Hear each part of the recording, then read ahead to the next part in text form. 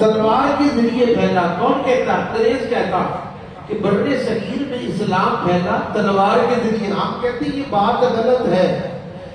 بر صغیر میں اسلام تلوار کے ذریعے نہیں پھیلا, یہ تو محمد مصطفیٰ کے اخلاق کے ذریعے پھیلا. سبحان اللہ, سبحان اللہ. حضور علیہ السلام کے اخلاق کے ذریعے پھیلا ہے. اور کس نے اللہ کے رسول کے اخلاق کو اپنایا, کوئی فرید الدین بن گیا, کوئی خواجہ معین الدین بن گیا, گنج بخش علی مجبیری بن گیا. ان کے صدقے ہمیں اخلاق انہوں نے اپنایا اور ہمیں اسلام مل گیا. خدا کی قسم بات بڑی قابل توجہ ہے. آپ تلوار دکھا کر, آپ پستول دکھا کر, چاقو دکھا کر, چھری دکھا کر وقتی طور پر آپ کوئی بات منوا سکتے ہیں, وقتی طور پر کسی بات کا اقرار کروا سکتے ہیں, کوئی مطالبہ منوا سکتے ہیں اس تلوار کے زور پر یا چاقو کے زور پر یا ریوالور کے زور پر, لیکن دل کو نہیں بدل سکتے.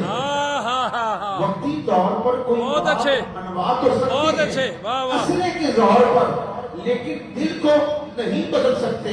کہ جو دل کا بدلنا ہے یہ کسی تلوار کا کام نہیں, یہ محمد مصطفیٰ کے غلاموں کا کام ہے.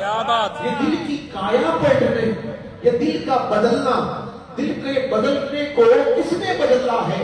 خدا کی قسم ان اولیاء کرام نے بدلا ہے. انہوں نے ثابت کیا.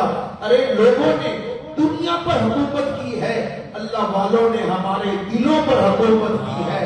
اور جو دل کی حکومت ہوتی ہے خدا کی قسم اس کا راج ہمیشہ رہتا ہے, کیونکہ انہوں نے اللہ اور اس کے رسول کے نام کو بلند کیا, خدا نے ان کے نام کو بلند کر دیا. آپ کسی وقت جا کر دیکھو, ان کی قبریں پہلے بھی روشن تھی, آج بھی روشن ہے. داتا صاحب جا کر دیکھ لو, 1000 سال گزر گیا ہے لیکن ان کی قبریں مبارک آج بھی جاگ رہی ہے اور قیامت تک جاگتی رہے گی. اس کی وجہ کیا ہے؟ کہ ان کی حکومت ارے دنیا پر نہیں, ان کی حکومت دنیا دار اور دنیا کے لوگوں کے دلوں پر ہے. انہوں نے ایک نگاہ سے خواجہ معین الدین نے دیکھا اور 90 لاکھ کافروں کو مسلمان کر دیا.